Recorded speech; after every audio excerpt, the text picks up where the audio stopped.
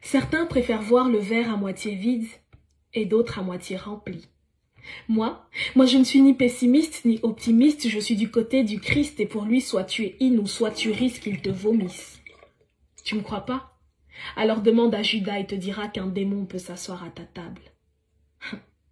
Le monde sert de modèle dans ce corset, tu essayes de plaire dans ces concerts, tu perds tes rêves, tout ça pour atteindre les 1000 j'aime, mais tu sais, la vie dehors est alléchante, soit tu follow ou soit tu chantes quand tu parles de la sanctification. La purification n'est plus le baromètre. L'élection des ministères se fait par applaudimètre. Au plus mon père spirituel a des followers, au plus grand est son appel. Vraiment? On s'appelle brother, sister, shepherd, woman of fire, mais si ce feu est en nous, où est l'amour qui vient avec?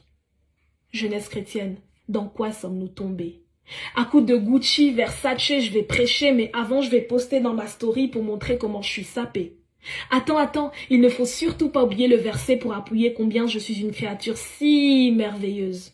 Au final, nos égos sont plus nourris que les hommes que nous devons servir. Nous sommes propres et présentables pour faire des services de puissance, mais les désordres dans nos âmes témoignent de nos insuffisances. Jeunesse chrétienne, dans quoi sommes-nous tombés? C'est la compétition pour voir qui prendra le micro. L'onction se détermine par les voyages que nous faisons. On arrête les études pour sillonner l'Afrique, l'Europe et l'Asie, et si nous arrivons jusqu'aux États-Unis, c'est le jackpot sur le CV. Avons-nous oublié que l'injonction de faire de tous les hommes des disciples commence d'abord à Jérusalem avant de s'étendre aux extrémités de la terre? Que fais-tu de tes voisins et de toutes ces personnes que tu rencontres au quotidien? Il y a des cœurs à changer, certes, mais que penses-tu du tien? First.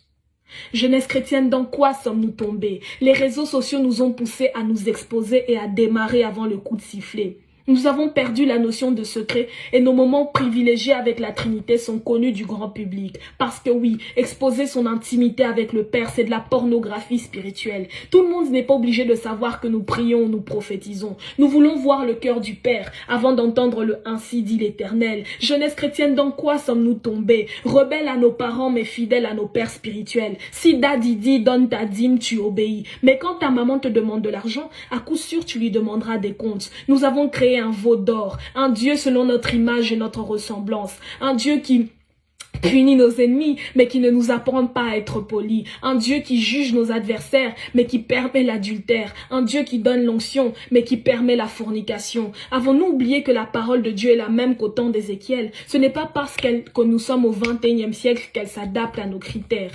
Jeunesse chrétienne, si Dieu ne nous punit pas maintenant, c'est parce qu'il est compatissant. Mais sa grâce, elle ne couvre pas nos transgressions.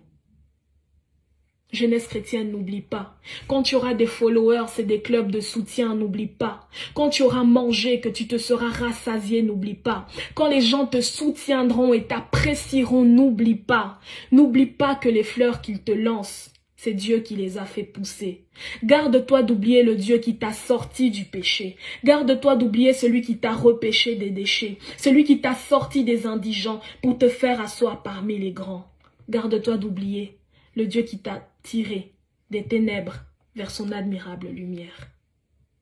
Et même si tu es tombé, relève-toi. Relève-toi et rappelle-toi que c'est de toi qu'il parlait quand il disait que vos fils et vos filles prophétiseront. C'est de toi qu'il parlait quand il disait que vos jeunes gens auront des visions. Relève-toi et rappelle-toi du vœu que tu lui avais fait dans le secret. Relève-toi et regarde où tu es tombé.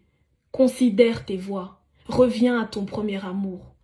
Fais-lui la promesse de marcher jour après jour dans la vérité, dans la sincérité, sans que les hommes crient gloire à ton nom, mais plutôt en regardant vers la Trinité et en disant non pas à nous, mais qu'à son nom seul revienne la gloire, et cela pour l'éternité.